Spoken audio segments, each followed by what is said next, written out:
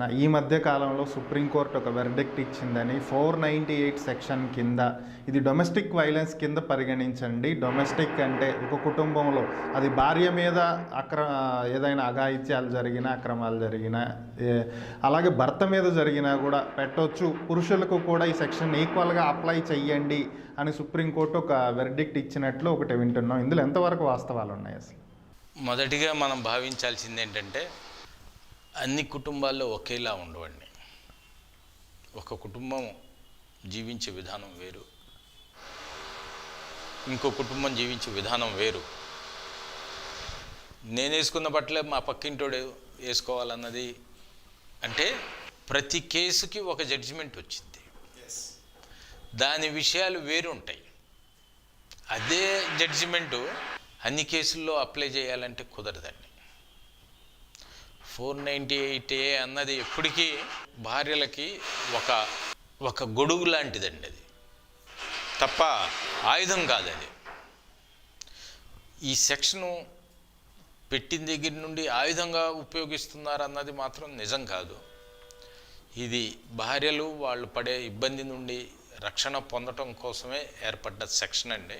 ఈ సెక్షను అప్పటి నుండి ఇప్పటి వరకు భార్యలకి ఏదో విధంగా ఉపయోగపడుతుంది. కోర్టులో ఎన్నో కేసులు వస్తుంటాయి. అన్ని కేసులు ఎక్కువగా ఏమనుకుంటారంటే కోర్టులో కేసు కొట్టేస్తారంటారు.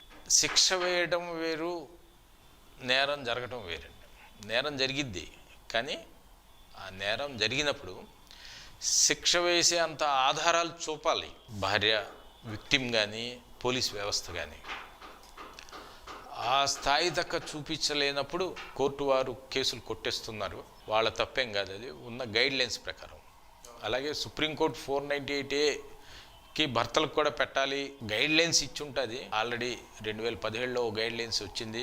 ఆ గైడ్లైన్స్ ప్రకారం జిల్లా న్యాయ సహాయ కేంద్రాలు వచ్చినాయి. దాని తర్వాత ఫ్యామిలీ కౌన్సిలింగ్ సెంటర్స్ వచ్చినాయి. ఒక కేసు చిన్న ఈగోస్ వల్ల, భార్యాభర్తల మధ్య వచ్చిన చిన్న ఈగోస్ను సాల్వ్ చేయడం కోసం ఒక న్యాయ వ్యవస్థలో ఎన్నో మార్పులు చేసుకొచ్చినాయండి. ఎక్కడ భార్యాభర్తల మధ్య నిజమైన గొడవలు జరిగినాయి, అవన్నీ తప్పేం కాదు. అవి అన్నీ సమసిపోయాయి. భర్తలో సగభాగం భార్య మోక్షం పొందాలంటే భర్త కావాలి.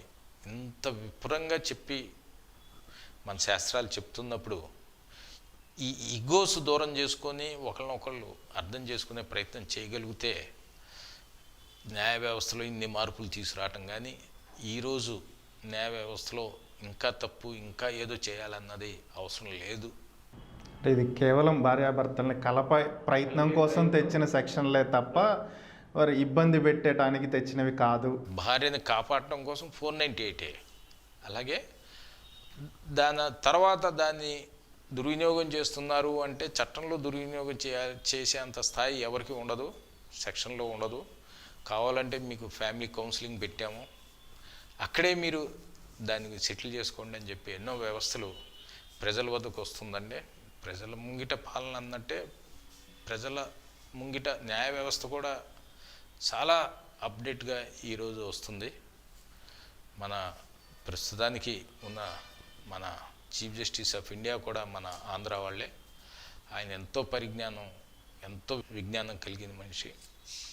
కాబట్టి ఈ 498A భర్తలకు కూడా రావాలి అంటే అది సమంజసం కాదండి. భార్యే విక్టిమ్. భార్యతో నువ్వు హెరాస్మెంట్ పడుతుంటే రెండో రోజు నువ్వు విడాకులు వేసుకో. కానీ సొసైటీలో విడాకులు వేసుకుంటే పరువు తక్కువ అనుకుని ఎవడో బయటికి రావట్లా. నీకు నీ ఫాల్స్ ఈగోసు సేవ్ అవ్వాలి. అలాగే నువ్వు నేరాన్ని భుజాన్ని వేసుకొని తిరుగుతూ చట్టాన్ని కించపరచకూడదండి.